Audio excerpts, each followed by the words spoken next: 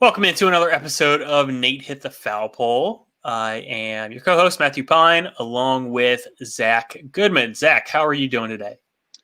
Doing good, Matt. The Orioles have not provided us with a fun week. They just got swept by the Marlins, so that definitely brings my mood down a little bit. But back on the road against the Nationals tonight, so looking forward to trying to grab a win. Yeah, I think 3 days ago we were talking about this podcast and talking about some planning.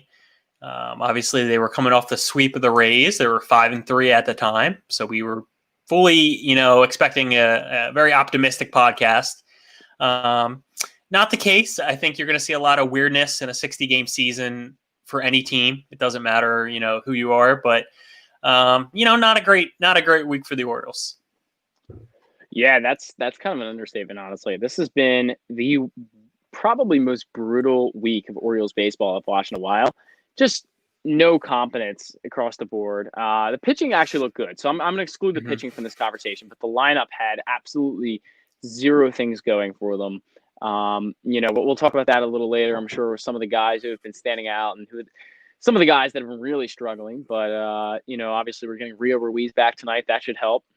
But the lineup has been struggling. Some of the guys we really expected to hit well, like Santander and Hayes, have been kind of struggling. And some of the guys like Jose Iglesias, who had a hot start, have kind of cooled down a little bit. So it's been a struggle. We haven't been scoring runs. And I think that the Orioles as a whole just need to take some better at-bats, be a little more patient. I think we're being too aggressive on strike one. So that I think, just a little bit of small changes will kind of help this team stop getting shut out. Yeah, I think some credit can definitely be paid to the Marlins pitchers. Absolutely. Pablo Lopez looked spectacular in his start against the Orioles a couple of nights ago, and they had Jordan Yamamoto, Sterling Sharp was in there. It's just a couple of some ragtag guys, but they're getting the job done for sure.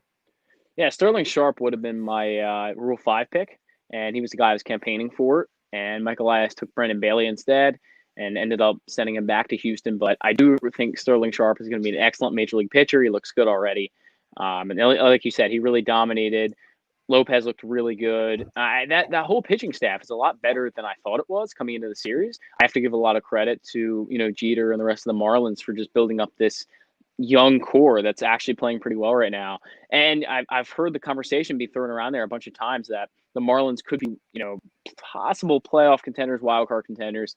And right now they're 6-1. They're kind of looking like that. They really just dominated us for this past week.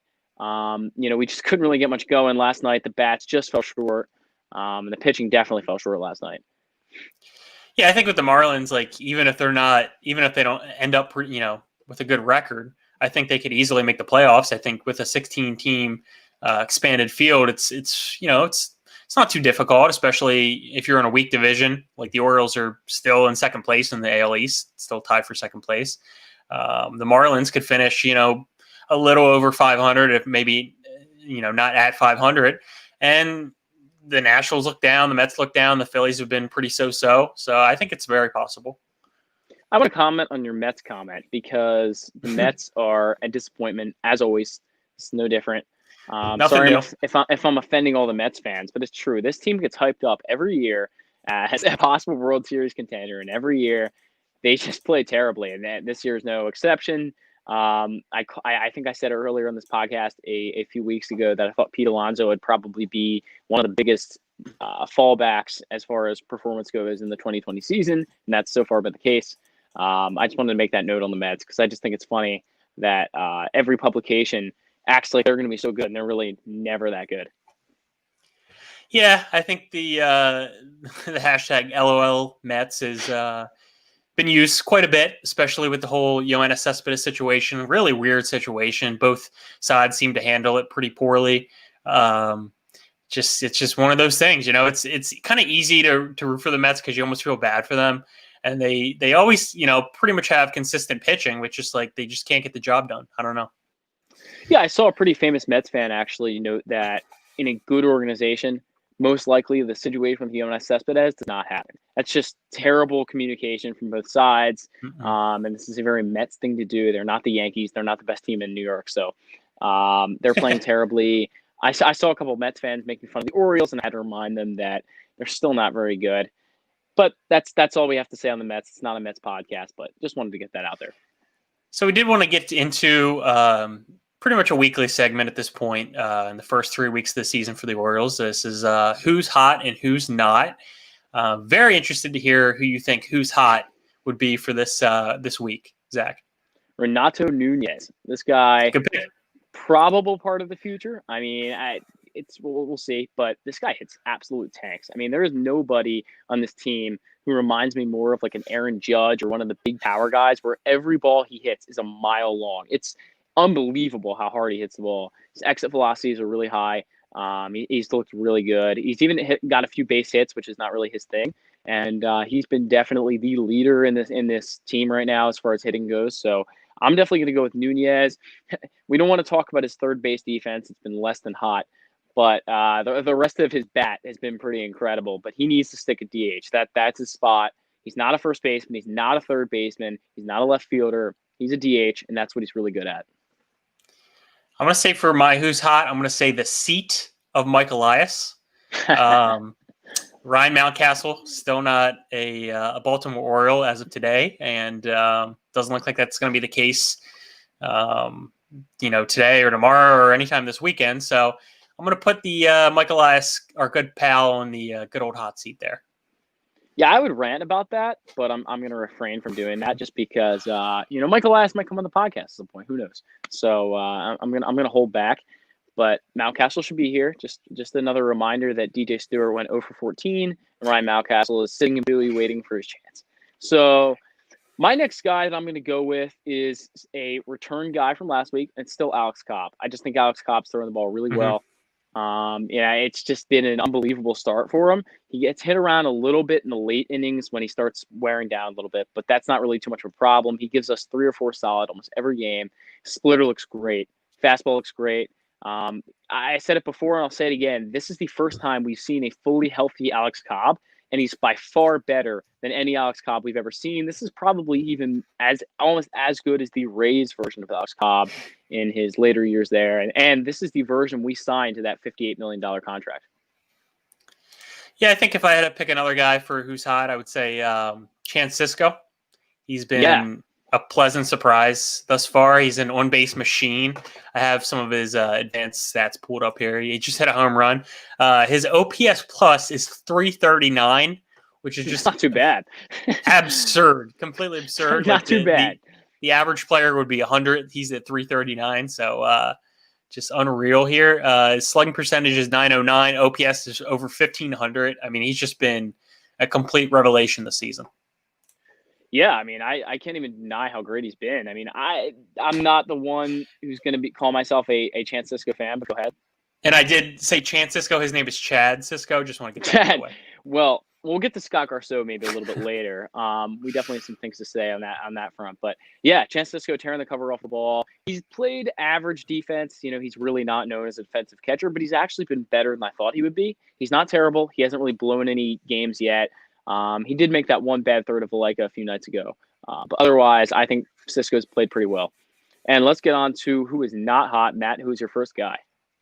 I'm just going to knock this out. I have a collection of 3 guys, and I think we're probably going to have the same thing. I'm just going to go with DJ Stewart, Chris Davis, and Cedric Mullins, just complete black holes in the lineup. It's been pretty tough going, especially this week has been, with the exception of last night, the other 3 games were pretty abysmal to watch.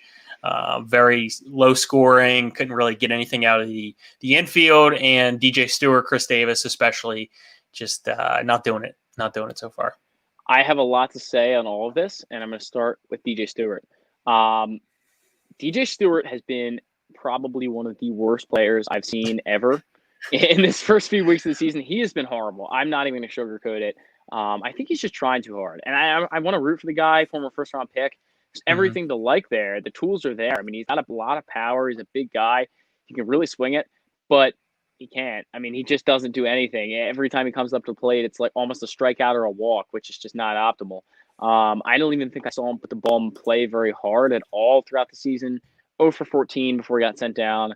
Let's see if he can work on some things in Bowie. I'm sure they'll have great coaches down there to kind of help him develop a little more. I say bring Crouch back at this point. I mean, why not? But Hmm. it's an option. I mean, it's when you're hitting absolutely nothing, you got to change something. So Stewart has been a big disappointment this year. He was kind of handed that left field job. It hasn't performed, but hopefully he can and figure some things out in Bowie.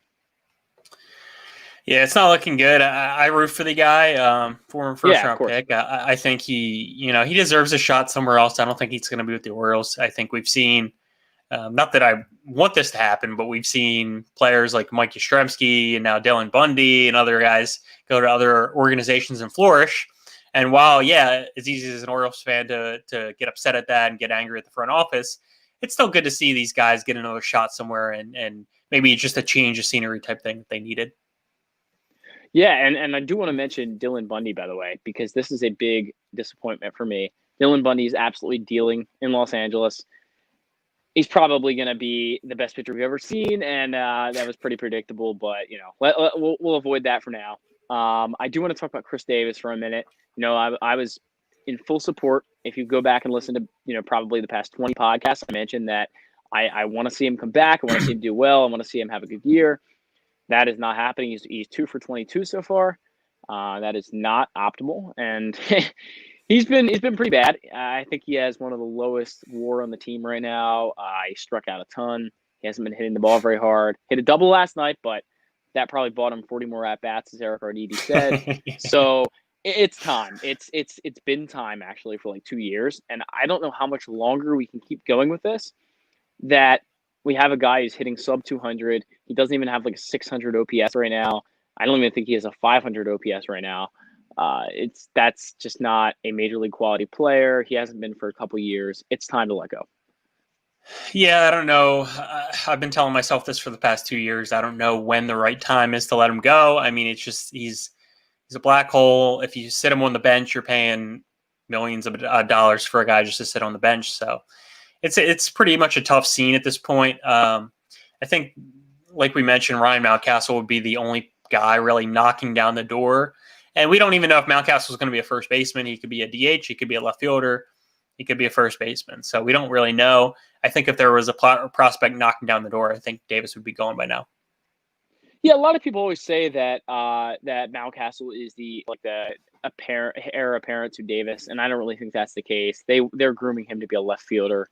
I don't really think he's a first baseman. He can't field very well at first base, so he's much more suited for left field. That bat's going to play really well in left field.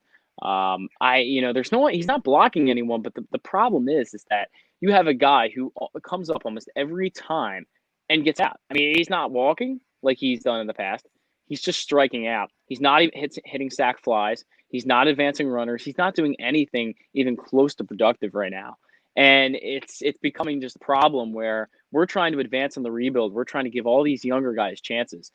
And we bat Davis 7th or 8th every night and play him at first base when we just have no reason to. So even though he's not blocking anyone necessarily, he's still taking away opportunities from even a guy like Pat Vallejo right now.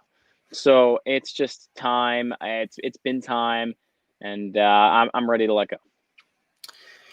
Yeah, I think we'll see in due time. I think Brendan Hyde's frustrations have boiled over with him.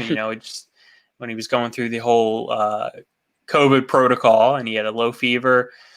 Hyde, didn't want to answer the questions. I understand that. I understand they want to keep medical records private, and I respect that. But it just seemed like his tone in the interview, it just seemed like it was a little bit fueled by frustration. Yeah, how could he not be? I mean, he watches them every night, basically leave every runner on base possible and strike out, and it's just a frustrating scene. But obviously Davis is a good guy. He donates to charities. He's a really good guy in Baltimore. And if he retires or we cut him, he can continue to be. He can continue to do everything that doesn't hinder his possibilities of what he can do. So this is just a never-ending saga. It feels like we've all been asking for something to happen here for 5 years. He doesn't even change his batting stance or do anything that tries to help him be more productive. So but he lifts weights. He does. He got big. And, I fully bought into what he did in spring training because he was a completely different player. He had confidence at the plate. He was hitting the ball hard everywhere, even opposite field, which hasn't been Chris Davis for years. So, I don't know what's going on, but it's time. All right, enough of this. I think we should move on to a little bit I of a agree. lighter note and talk about the top 30 prospects for the Orioles. MLB Pipeline just released their latest update, and Zach and I took it upon ourselves to do our own lists. So I will now share my screen, and I will share MLB Pipelines and Baseball America's top 30 before we get into Zach and I's lists. Real quick, I do want to talk about the top 100 because we do have a new player in the top 100. We did have one leave the top 100. So our new rankings are Adley Rutschman at 4. Shouldn't be too much of a surprise there. We have Grayson Rodriguez at 39. We have DL Hall at 77. And then we have, or 76, I'm sorry, he actually moved up. And then we have Heston Kjerstad coming in at 67, who is the new addition to the top 100. And Ryan Mountcastle, who was previously at 94, has now left the top 100. And honestly, I don't know how a guy who won the International League MVP cannot be a top 100 guy, but the defense, I guess, holds him back and the play discipline, but it's okay. Just don't bring that up to our group chat and we'll be fine. So wanted to share the publications, 2 of the publications, top 30 prospects.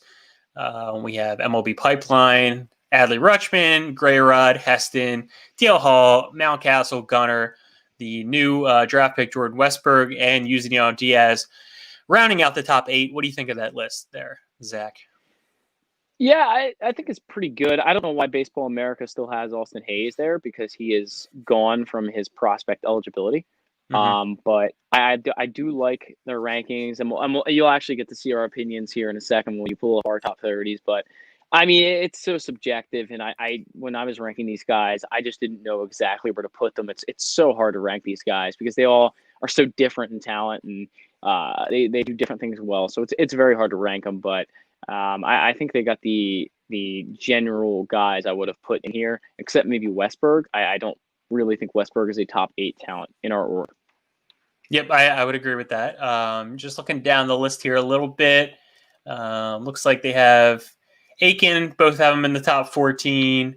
Looks like they also have Adam Hall in the top 15, Zach Lowther as well, and Dean Kramer. Yeah. That's pretty much, again, most of the guys I put in there, and you'll get to see it. But yeah, it's these are pros. They know a lot more than Matt and I do, but these are actually pretty different rankings from Baseball America and MLB Pipeline. So it's obviously prospect rankings. They're really subjective. We don't know who's going to become what, but pretty much the same players in the same spots. Yeah, and I think a notable difference, and you'll see this in our list, is Hudson Haskin is ranked number 12 in MLB Pipeline. In Baseball America, he's ranked number 23.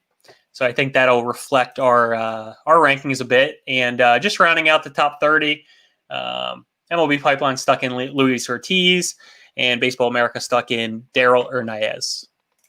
Yeah, Gray Fenter's the interesting one here. I know the Orioles wanted to protect him possibly for the Rule 5 a few years ago. They really do like Gray Fenter, but he is an older guy who is still in single A right now, so I'm not really sure how much projectability there is there, but he's 23 or 24, I believe, and hasn't made it out of Delmarva yet. So obviously there might be value there. The Orioles see something, they wanted to protect him, but I don't think I would put him as a top 100 guy. All right, moving on to our own personal list. I think we can spend a little bit more time on this just to, explain ourselves a little bit. Shocker, we both have Adley Rutschman ranked number 1. Yeah, that's not hard. Zach, do you want to talk about your top 8? Yeah, so I have Adley Rutschman, Grayson Rodriguez, Heston Kjerstad, DL Hall, Ryan Mountcastle, Gunnar Henderson, Dean Kramer, and Yusniel Diaz in my top 8. These are all guys I really, really like. There were some that were really hard to rank. Gunnar Henderson specifically, I do not think Gunnar Henderson is a top talent in this organization. I really like him, but I just didn't know where to rank him. It's really hard to rank him against college guys and more established guys who are already in the minors that have kind of proven themselves. So it's really tough to rank him at 6, but I did. Heston Kjerstad, I slotted in at 3, just above DL Hall. I think the reason for that would be that DL Hall has a bit of control issues that he's still ironing out. I think he's going to be a really good pitcher, but I don't know about those. So Heston Kjerstad comes in at number 3 for me. Just that left-handed power, but I don't think he's better than Grayson or Adley. Most of this list is pretty self-explanatory. I'm higher on Dean Kramer than a lot of people are, and you are as well. I think he is the third best pitcher in this organization right now.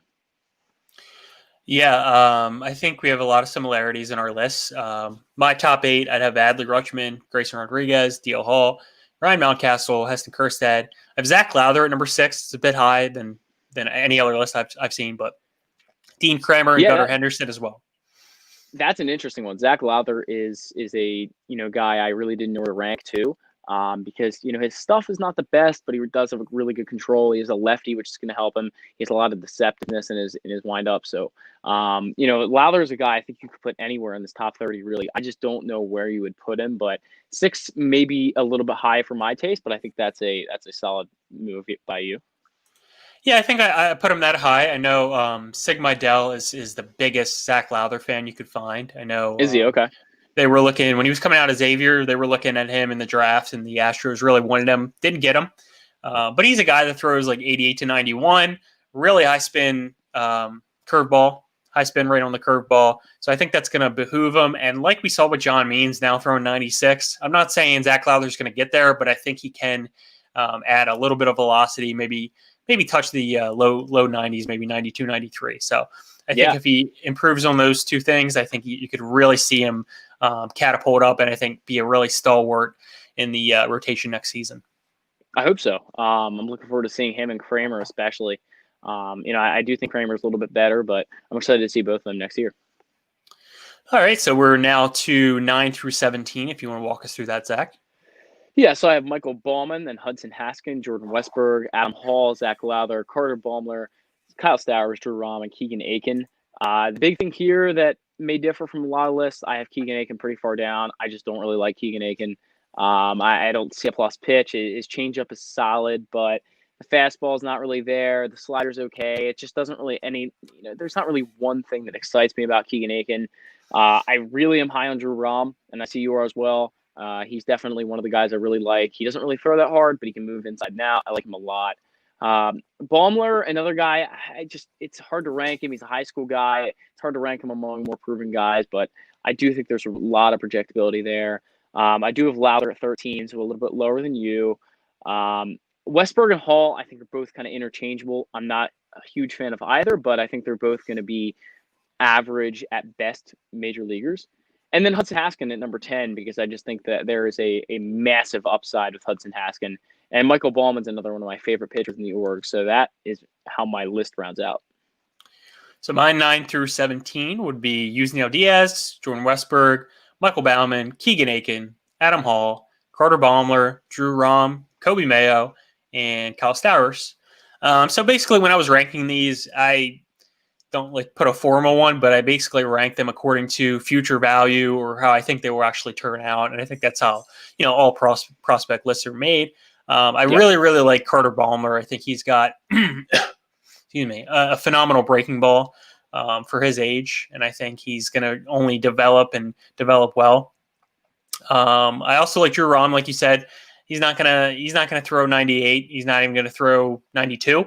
But he's a guy that knows how to pitch to minor leaguers. So I think he's still in his development stage, and he was a guy that I believe was an overslot guy. So he's a guy that they had faith in at the time when he was drafted.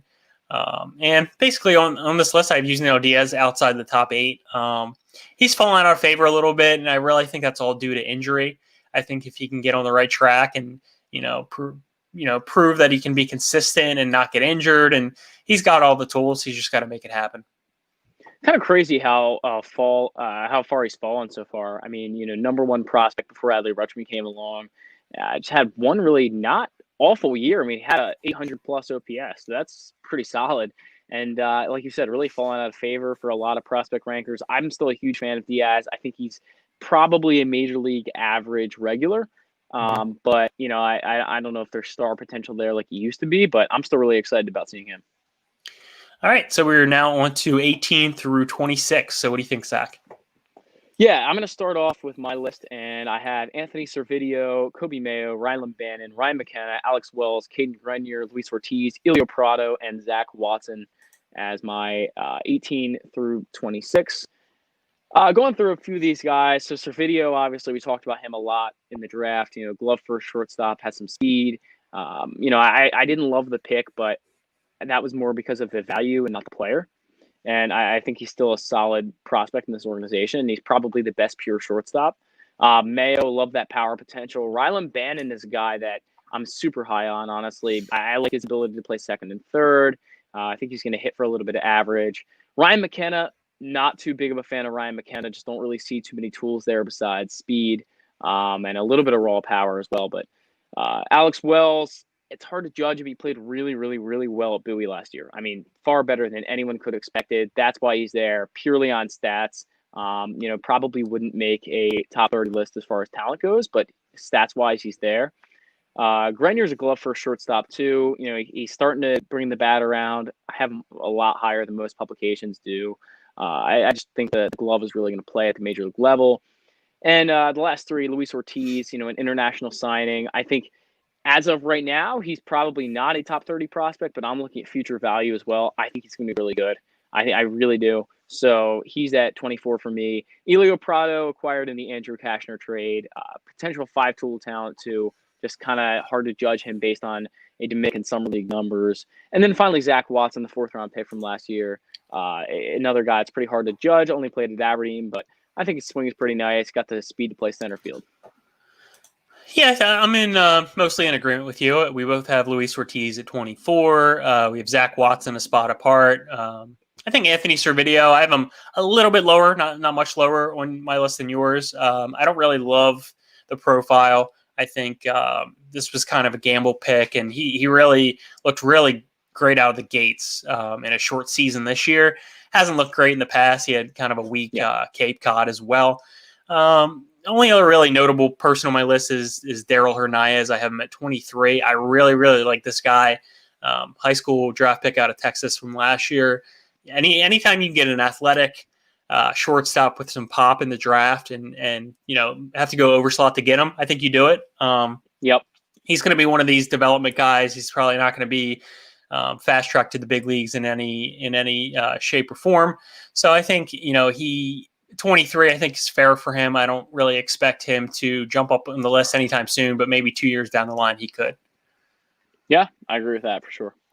All right, rounding out our top 30, we have 27 through 30. So go ahead, Zach. Yeah, Kyle Bradish, Zach Pop, Isaac Mattson, and Daryl Hernandez. You were a little bit higher on Hernandez than I am, but I do think he's going to be a solid shortstop. Isaac Mattson, love him out of the pen. I think he's actually going to make a hopeful MLB debut in 2021, and I think he's going to be a solid piece in that bullpen. I really do. It's hard to rank a reliever this high up, but I just think Mattson's really good. Zach Pop, another reliever, and Kyle Bradish as well. Both guys can, Pop can throw pretty hard. Bradish acquired the Dylan Bundy trade. Solid pitcher, a young pitcher from the Angels. So that's my bottom of my top 30. I did exclude a few guys like Bruce Zimmerman and Brendan Hanafy that maybe could have made it. Toby Welk, like you have on your list, probably could have made it. But I want to hear why you have Hudson Haskin at number 29. Sure. So I think we both agree that he is a boom or bust prospect. You're banking on the boom. I'm banking on the bust. I just completely hate his swing. Like I know he's hit every single place he's been. He's hit at TCU. He hit in high school. Or Tulane rather. Sorry. He hit in the Cape Cod League. It's just I question when he faces a higher level of competition how that swing's going to fare. It has a tendency to get a little long. So if he's facing some higher velocity, he might be a little bit behind. But I think if they hit on him, he's going to be a potential 5-tool guy. He's got tons and tons of speed. He's got good power. But the reason I'm ranking him so low is I don't trust that swing, and I think if they even try to tamper with it, I think that could ruin him as a prospect. Yeah, I mean, you get a lot of Hunter Pence comps, and maybe he can figure out a way to the majors with that swing. But based on a lot of other guys that have been drafted with weird swings like this, the Orioles will probably tweak it a little bit. Yeah, and number 28 on my list, number 30 on my list, two guys I have a special place in my heart for. Toby Welk, obviously friend of the podcast. For sure. Division III baseball player who came to Aberdeen, low expectations, and just was the best hitter on the team. So I think, more development out of him. He's going to face higher competition. I'm looking forward to seeing how he's going to fare against that. And then number 30 on my list, Mason Yanverin, not a guy who is talked about a lot at all. I don't think I've seen him on any top 30 lists for the Orioles, but anytime you have a guy with an 80 tool, 80 grade tool, he has the 80 grade speed. I think you can develop around that. He's just he kind of reminds me like a Caden Grenier type guy where you have one really plus tool, but you have to develop the other tools. So I think Mason Yanverin, I think he had the fastest recorded time to first base out of any college player at the time. Played for his dad down at a lower level school, I believe in Missouri. So I'm looking for things out of him. I like to see guys with a lot of speed in the organization. It's something they lack. So, that's my list. Yeah, I mean, pretty similar overall, and pretty similar to prospects, pipelines across all the publications that come out with them. And that I think we agree on a lot of it. Yeah, I think the only notable, from our list, we don't have any guys like Austin Hayes. We don't have any Hunter Harvey. To me, at least, I don't really consider them as prospects. I know they still are. They still have that prospect status. But I also excluded Alex Wells from my list too.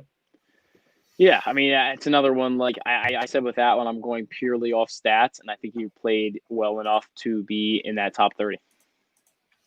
All right, so we talked about this past week. Thankfully, the Miami Marlins have shipped out. We will be facing a new baseball team tonight and this weekend, the defending champion Washington Nationals. What do you think about the pitching matchup? And I'll put the lineups on the screen for you, Zach. Well, look, the Nationals have not been very good. I mean, that's the first thing to say about them. They're 4-5 so far. They're getting Juan Soto back. That should definitely be a huge beast in that lineup. Everyone start him in fantasy if you can tonight. Do it. He's probably gonna play well. Had 2 hits in his debut a few nights ago. This is a really, really solid lineup from top to bottom. It always has been. I think they're hurting a little bit without Rendon, but Carter Keeman is hitting 417, so you can't complain with that. Josh Harrison is a new signing into this organization. These lineups look pretty good as far as the Orioles go. Rio Ruiz returns tonight, probably the hottest hitter on this team until he got injured. Chris Davis, unfortunately, in the lineup at number 8. Austin Hayes is now the 9 hitter, which is kind of an interesting choice by Brandon Hyde. Yeah, I think he's trying to take the pressure off a little bit. Austin Hayes was in that leadoff spot. He was not doing well out of the gate at all. No. He's shown a little bit of life in the bat. He's gotten a couple of RBI hits and getting some steals. So I think the role being in the 9th hitter is you want to have him on base for the guys like Alberto and Santander. So it's been. Go ahead, Matt.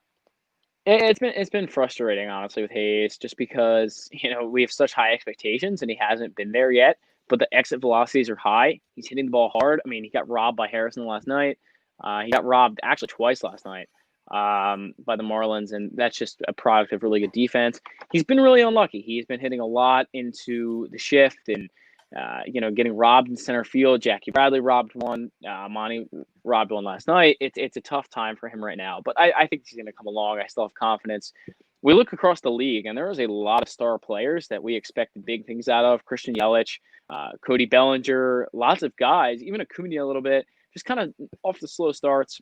I think that this summer camp is kind of the reason. So I'm holding out hope that Austin Hayes will be still a huge part of this lineup going forward.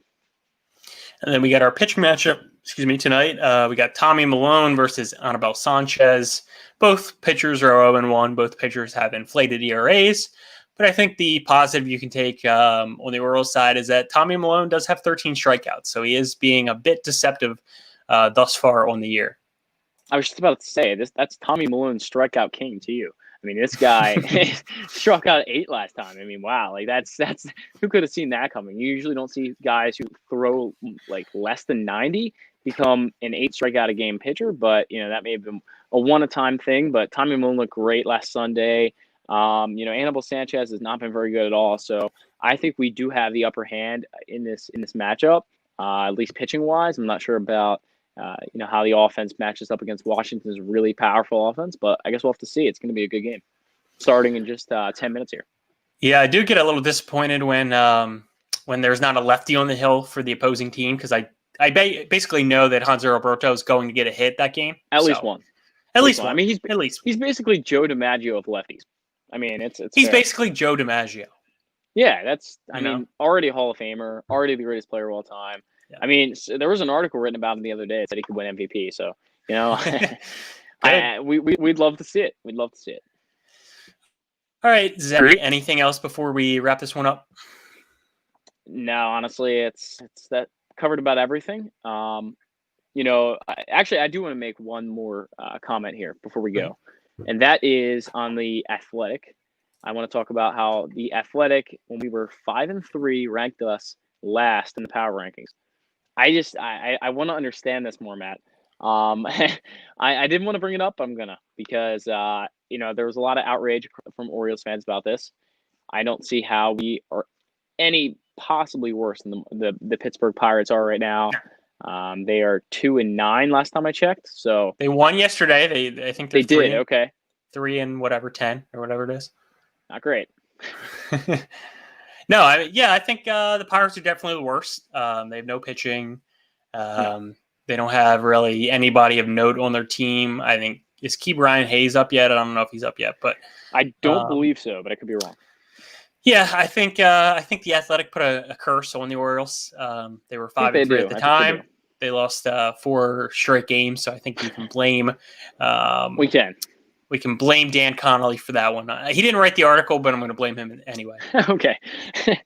Dan Connolly does. He hates Mike Elias for some reason. I don't know why, but that's just the way. We won't get into that. That'll be a different episode. We will. Yeah, that's an extra innings coming up. So we plan on doing another free live stream of an Oriole games at some point in the upcoming week. We are always on YouTube. We appreciate the subscriptions. We noticed a little bit of jump in listenership and viewership for our past episodes, so we certainly appreciate that.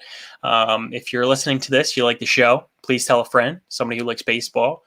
And we can be found on Spotify and iTunes and on YouTube as well. Thank you so much for listening, and we will talk to you next week.